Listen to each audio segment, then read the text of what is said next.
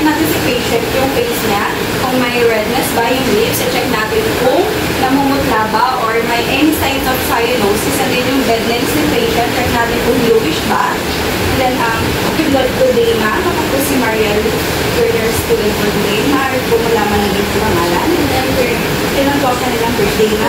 Okay. Today, ma'am, may i-check na po sa inyong gilid ng inyong ulo. And then, before po ako mag-start na mag-perform na po ako ng hand hygiene.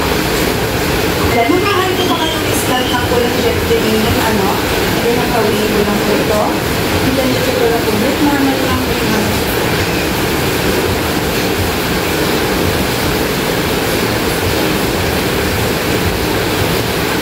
Okay.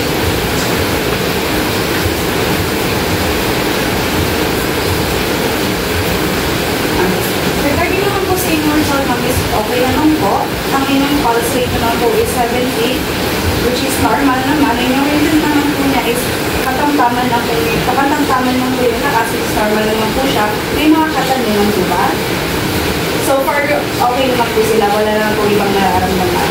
Okay, thank you po. For documentation, document the time kung ano yung pinaka mo sa patient, ano yung naging result ng RR ni patient.